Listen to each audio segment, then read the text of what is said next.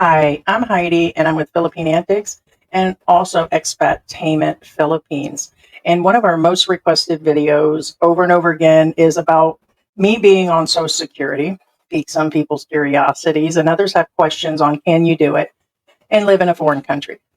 The answer is yes, depending on the type of Social Security. There are many, many forms of Social Security for the United States, and a lot of people um, have different forms. There's widows collecting, there's people that are disabled, there's the retired Social Security, but there are quite a few different types of Social Security. Now, I ask that if you're coming here that you call Social Security direct, okay? It is not going above and out of the way to actually even talk to somebody, even a Social Security attorney, to make sure that your Social Security qualifies to leave the country. Because a lot of you guys are selling your things and taking off for the best retirement. And because you can afford things when you live overseas and you're on mainly Social Security. And let's be real, a lot of people have minimal savings, a small pension, and their Social Security, like we do. Okay. And I'm on Social Security disability. I'm not on SSI, which you only get 30 days to be outside the country. You can go on your little vacations, but you have to return.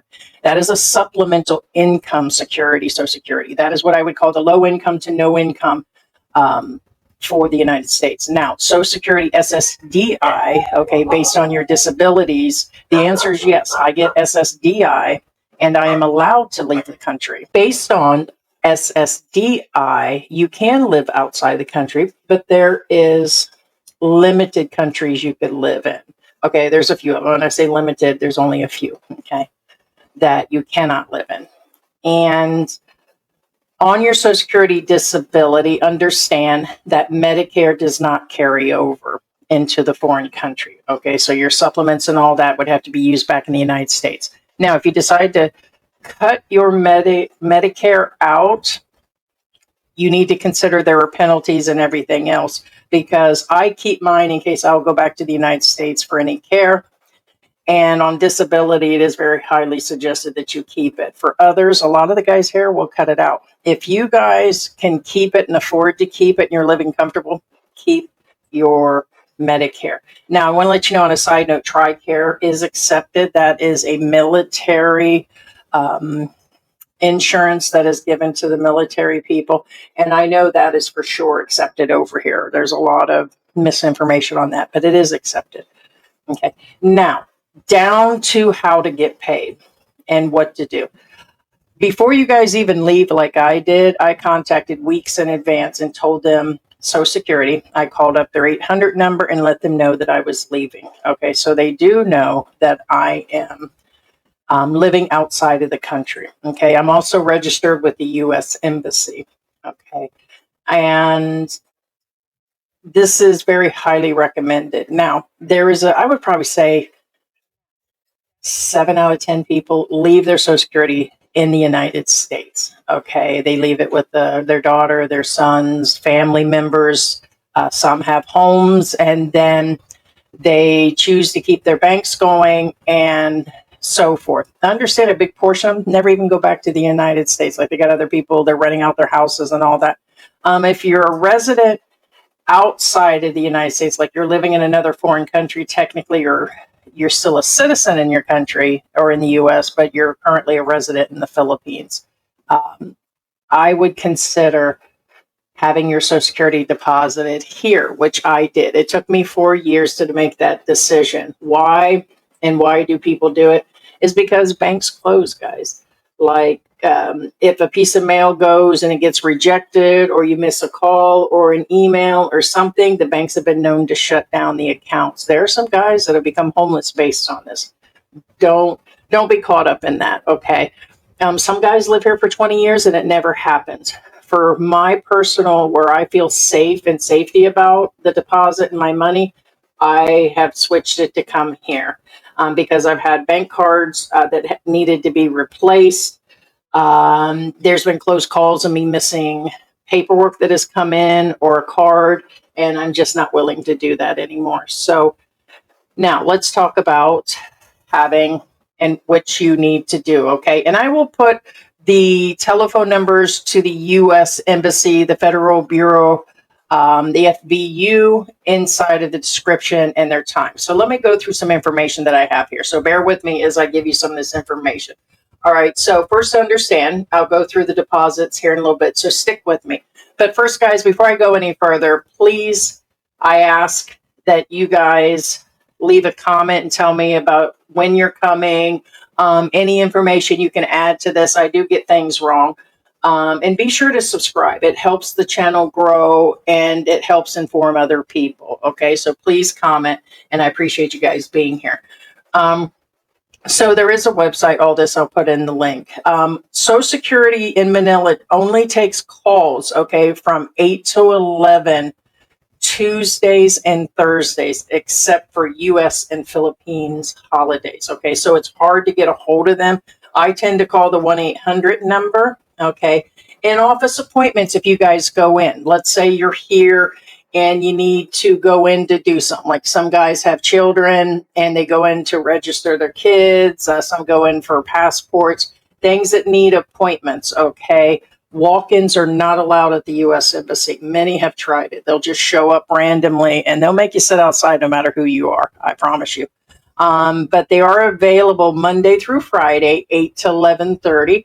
And to request that, you have to contact the fbu.manila@ssa.gov. Okay. But here's the thing, you can access quite a few of these services online. Okay.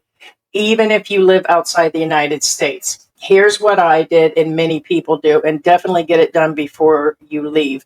It's called ID Me. Okay. ID Me is where they verify you, like through, I think I had to provide, and this has been a while back, probably about 5 years ago, that you had to provide different IDs. They did like a phone interview, they do a video interview, and they check to make sure who you are. They have you hold up your passport and everything, and they really do ID you. This allows you to sign into the Social Security website for the United States, and you could check things overseas. But let me let you know also, you're going to need a VPN, a virtual private network. And we use Surfshark. We always have the link in the description. In saying that, do the ID Me so you can sign in, but you're going to need a VPN. So turn on that VPN first. Again, Surfshark link is in the description. All right. And you can sign in. It allows you to do all kinds of things. Like you can like see your statements. You can print out your statements and everything else. Okay. So check that out. And remember, not all Social Security types qualify for you guys to live over here. Make sure that your type does. Okay. And what you'll do is, this is how you'll get your Social Security deposited here. First off, I'm probably going to kind of skip around a little bit. First, you need to make sure you're like a permanent resident here. They usually don't do it if you're just coming over here for like 90 days, 4 months, 6 months. As I'm to understand, okay, permanent residents get their Social Security deposited here. So temporary, usually they require that you show something showing you're living here long term. And when you do that, you go ahead and choose your bank and everything. But first you need to contact the FB unit and say, hey, I want to transfer. And then they'll look at the type of Social Security and they'll say, okay. And then they'll send a second email, and in there you'll fill out all your information. Okay. And so send them a request. You fill out the form. They'll go through and say, all right, you're approved. And they send you the forms. Now, I filled out the forms online and took them in. And then the bank itself went ahead and filled these out anyways, guys. So do it anyways, just in case. You're going to need a passport, IDs. Sometimes they require a barangay clearance. Our bank asked for like proof of residency. I also had to bring in a proof of an award letter. That you can get by going on the Social Security website, okay? Once you do the ID Me and you're signed in, you're able to get to your stuff. They're just wanting proof of you being awarded your Social Security and the amount and all that. So I brought everything in, like there's tax forms. I had all kinds of things showing that I did my original award letter and everything. And they just took the last one that was printed, okay, along with the taxes. Then at this point, when you prove who you are, there will be another form to fill out. All right. And that's going to be a tax form because over a certain amount, it's reported back to the United States. Everything's reported back to the US.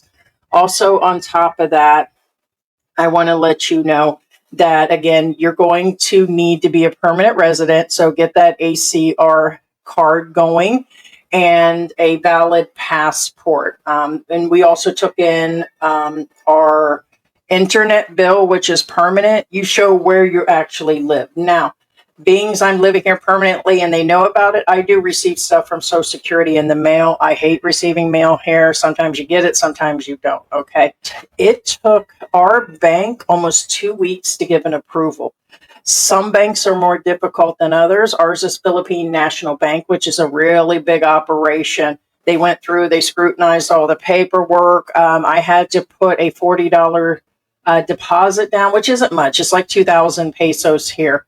And here's the one last thing. This is a bank book only, which means it's like the old fashioned days, like in the 60s. They're literally going to write the amount in there and you're not going to get online service and you're not going to get a credit card. I got to work around that though. There's no issues with taking your money that you withdraw. Let's say you get 100,000 pesos.